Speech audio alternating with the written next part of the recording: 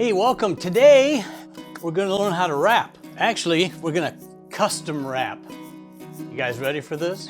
You don't wanna see that. But hey, I wanna talk about custom wrapping for your hives. It's not complex, but you gotta think through a few things, and I'm gonna guide you through how to cut rigid foam for insulation on your hive, and then a couple of different possible ways to attach it. So let's get going on this, and I'll show you exactly how to make a custom wrap. No, not that other stuff. That's just, okay, let's get going.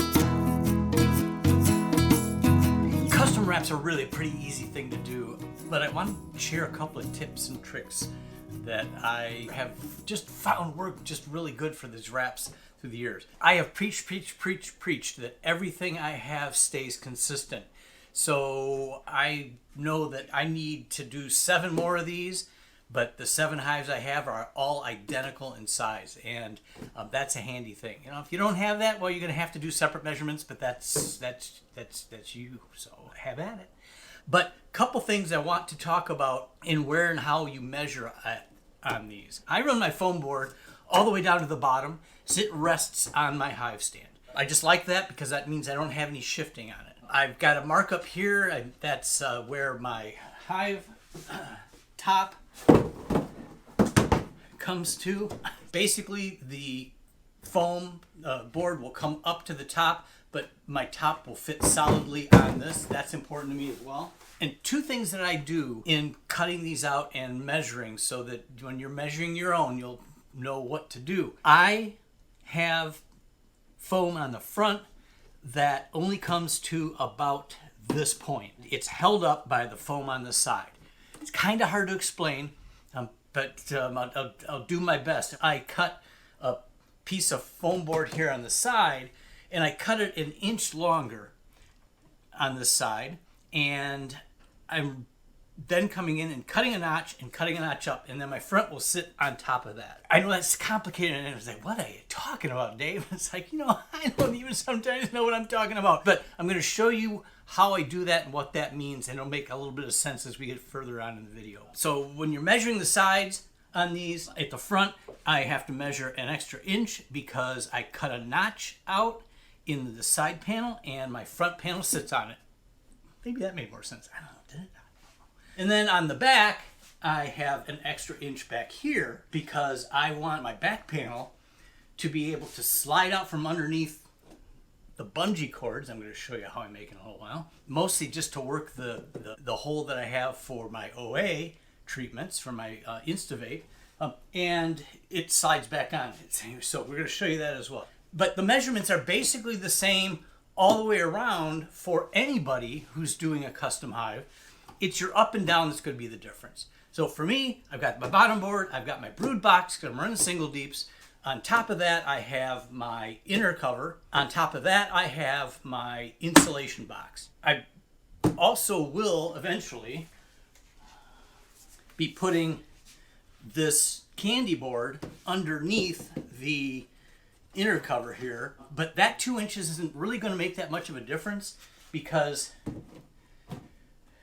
just for purposes of showing, I'm not putting the candy board on top, I know, but to show you that even with that, my foam insulation is still going to come up to about this point. Everything above here is just insulation, so it's not really going to make a difference that this is exposed to the weather. And we're talking January and February, so about 2 months with it, 2 months without it. Anyway, but that's another point, another day. So candy board, I just wanted to mention that. So measurements, I already went through measurement issues, and you don't really see that much, but measuring the front side of it, I'm at 22 inches because I know I want 1 inch more in the front and 1 inch more in the back. So my side is 22 inches. The fronts, these go to the inside. This needs to be 1 inch wider because it's going to fit on top of this. I'm at 16, so I'm going to be at 17 inches across the front. And at the back, I know that I want it to slip in between, so then I'm going to be at 16 inches, 16 and a quarter actually. Okay, so I know I flew through those measurements. I really just wanted to show you how I measured. I'm going to put all the measurements down below in the comments, okay, so that they're all going to be right there. I'm only doing it for the front, the back, and the sides, because your height will vary depending on how you stack your boxes. But the front, the sides, and the back will all remain consistent for a 10 frame box. For an 8 frame box, you need to subtract 2.5 inches off the front and the back. So this is 16.25 inches across. An 8 frame box is going to be 13.75 inches. So you're going to have to subtract. I'm going to make notes of that down below as well, so that it all kind of makes more sense. But I didn't want to get into the very complicated measuring issues. Yeah, we got to move on. We got other things that I want to show you how to do, but most importantly, I wanted to talk about the fact that the front and the back are different for me because I found a better way. And I found a way to get the foam on the front to not slip down, and a way to get the back off without having to really mess with taking everything else apart. So I'm going to get rid of this for right now, and I'm going to take my measurements, and I'm going to show you how I've found a great cut list program. And I want to plug these numbers in and show you how it all lays out on a sheet of foam board. Let me get this thing off here, and we'll get on to the next part of this project. So this is the program that I found. I'll obviously put a link to it down in the description. It is a free program. I'm trying to see the company that built it originally. Here we go. Devtika, I want to give them credit for it, but they do say down here at the bottom, it is free of charge. So no problems using it, but it works fantastic. So here's just the simplest way to do it, just so you can see. So I know I've got 4x8 sheets of foam board. So my length is 96 inches. That's 8 feet. My width is 48 inches. In quantity, I just put in a big number so that ultimately it tells me how many sheets I'm going to end up using. So then I start putting in my sides. So I basically have 3 sides I'm going to put in. I've got the 2 sides that will stay consistent throughout everything, and the front is a different dimension than the back. So we're going to plug all those in. If I can read my chicken scratch, and I will go back and measure a second time off camera just to make sure. So I'm going to do the front portion of it now. So I know that the front portion is 15 inches high, and I know that the width of it is 18.25, and I know that I need 1, and I'm going to label that front. Then I add, now I'm going to do my back, and the back is 19 inches high, and it is just the length of the back, which is always 16.25 on a 10 frame. And I need 1, and that is the back. Then I need to do just the regular sides. I'm going to add another one, and I know again that those are 19 inches tall, and that they are 22 inches wide. And if I do that, I know I need 2. So just to show you how that would come out on one piece of board, you hit calculate, and that's how it lays it out. It's that simple. If you were just doing 1, I'm going to go back. I need 7 of these, and I'm just going to put that in because that's what I ultimately need. So let's go back. I need 7 of those. I need 7 of those, and I need 14 sides.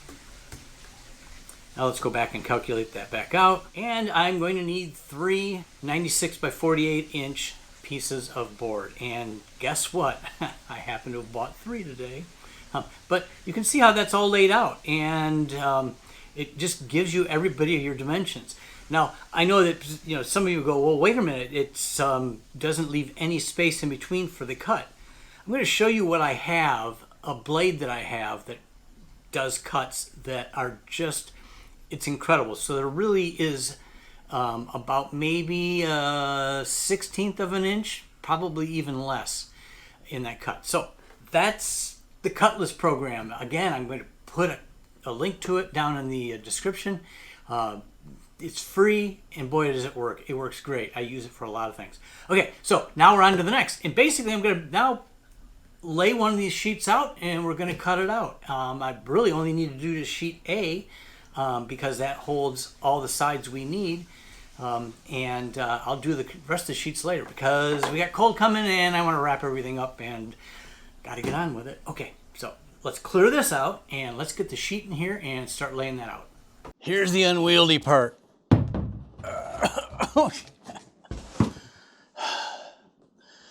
They're not heavy, but they're bulky. So you gotta really struggle with these things a bit. I'm gonna get my chair out of here and I gotta get all my measuring stuff. If you don't have a good metal ruler, you need a good long metal ruler.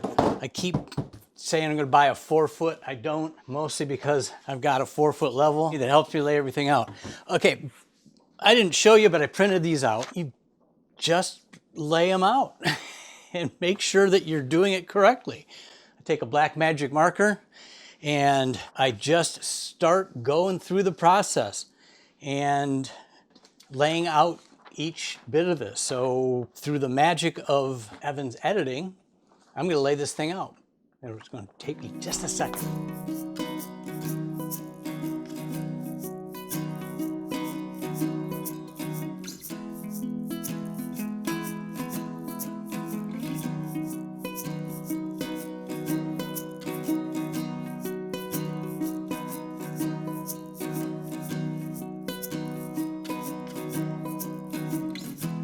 And there you have it.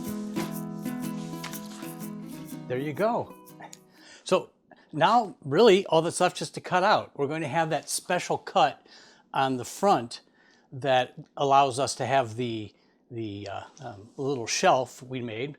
We'll do that after we get everything else cut out. So let me get set up.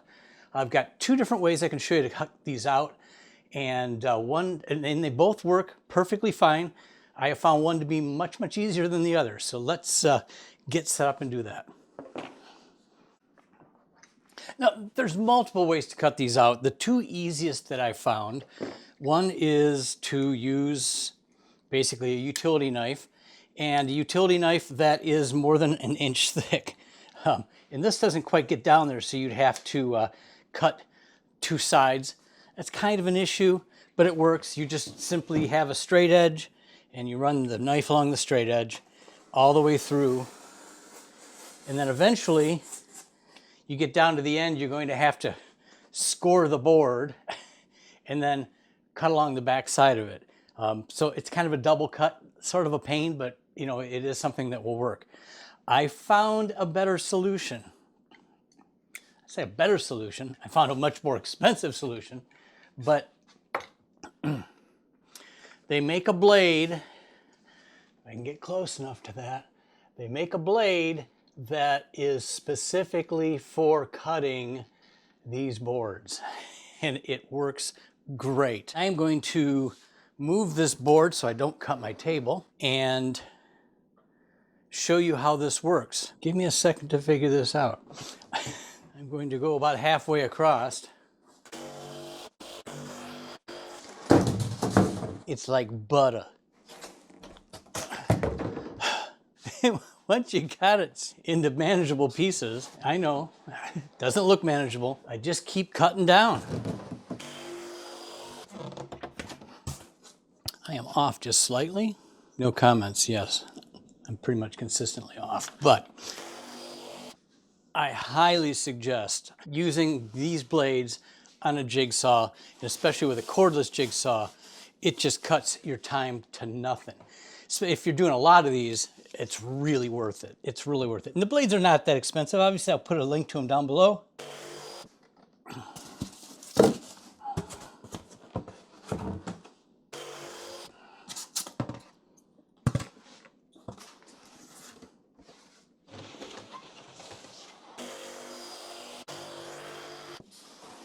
And we'll need to remember these are the 3 boards that have an extra ½ inch on the outside. So we have to remember that, or I'll be trying to figure out why it's not doing what it's supposed to be doing.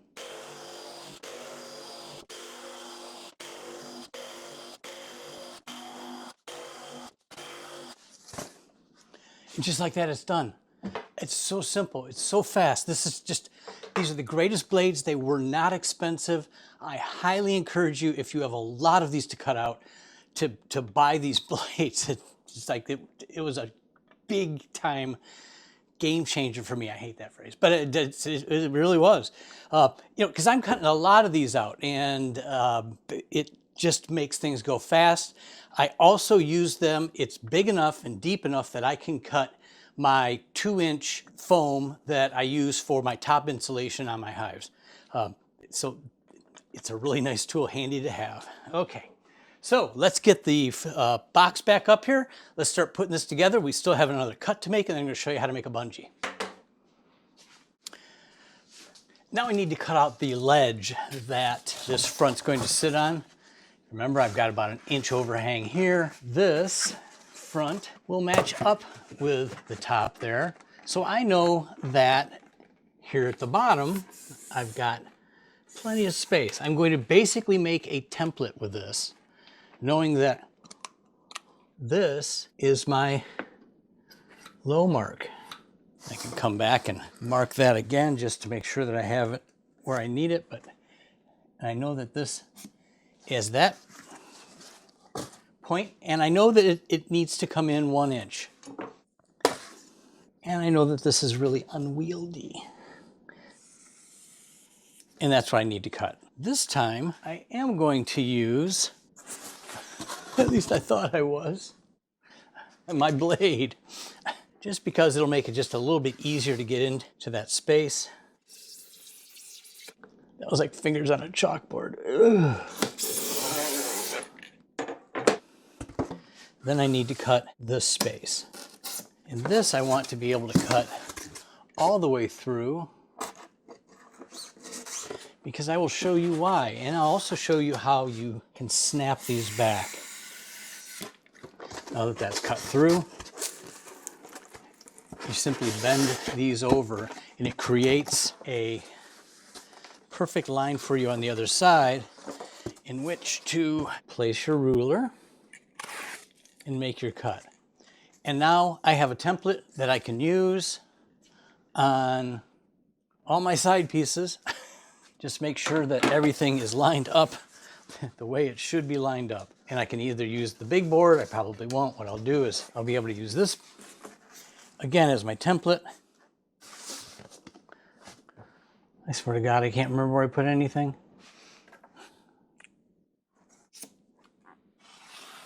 I'm going to put this right here so I remember it.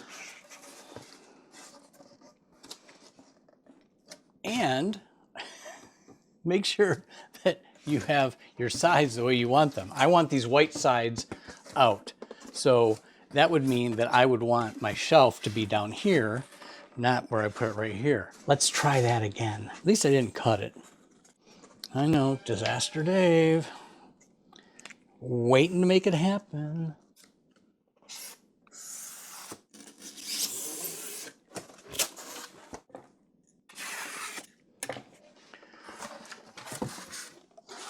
And there you have it. It's exactly what I want, because now I have no worries whatsoever of the bees having this closed off. Now, next thing up, we're going to make a bungee, and this thing's complete. And as I promised, I don't know how many times I said it in this video, I'm going to make a bungee. I'm going to show you how to make a bungee. Well, guess what? It's time to make a bungee. And here's all the stuff. It is so super simple. I used to buy various lengths of bungees and hope I could figure out how to make it. It's like, now I just make my own. In the long run, they're cheaper than buying pre-made. And I then just have a set of bungees that are all the exact same length that I need. I don't have to go searching for them, and they work perfect. So you got to measure them out. I've made so many that I know exactly what the lengths I need. So I really don't measure out, but you need to obviously know how to do it. I simply take the bungee cord, reel it out, it goes around. And now remember, you've got about an inch, but these things are unwieldy if you're trying to figure out and measure this. So what I do, or what I did to figure out this originally, was I just figured out how much it would take to stretch to get it tight there. I added an inch or so, and I just did it till it felt pretty good. Measure it out, get yourself a little bit of space on it. You know you've got to be able to pull it tight, and then I kind of mark what feels pretty good. You got to leave a little bit more on the end because you got to crimp later on. I use these, they're actually tin snips, but this stuff is a bear to cut. So these I found work pretty darn well. Pretty darn well. Say, here's another thing I do is just to keep things tidy, I will singe the ends. It just keeps the cord from unraveling. Now I'm going to crimp it, so it shouldn't have an issue. Anyway, but just, it feels right.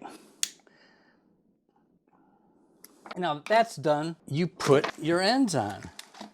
Now, important to remember when you do this is that when you put the ends on, they have to go opposite of each other. So actually, I'll put this one on. So crimping, there's two ways to really finish these off at the end. One is if you want, and I did this for a while, but just felt better, but you can put a knot in, and that knot will hold it well. It gets a little bit in the way because it's bigger than that, but you know, it's one way to do it if you don't want to do the crimping or buy the crimper. But crimping is another really good way to go, and I just feel like it finishes it off. So you put the staple into the crimper, you fold it over, put it on the inside, and crimp. And now it's permanent, and your cord fits inside there. Let's do the other side, and then we'll put this whole thing together and call it a day, because I kind of have like a lot of these to do. Get another staple, put it in the crimper, and crimp. So let's finish this off and put it together. It's ready to go. Get the sides.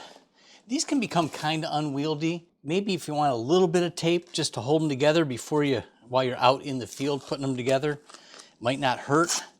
You know, I just might make it a little bit easier on you. And you know I love this stuff. So along the sides it goes. The back gets put into place. Trust me, it's in place. And then the front goes on. This is where you might want to make it easy on yourself. Just a small piece of tape. Just keeps things in place. Put the back in place.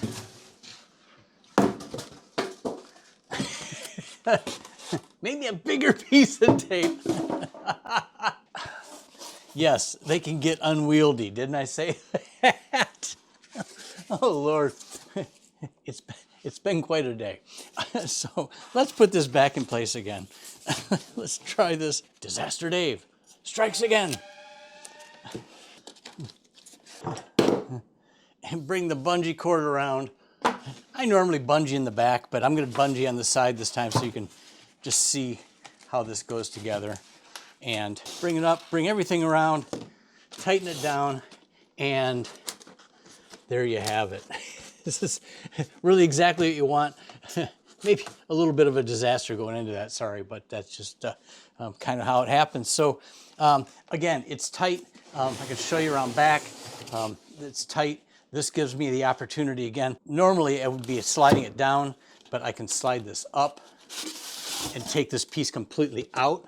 And I've got access to the back here where I, on all of my hives, have put a hole to do OA treatments.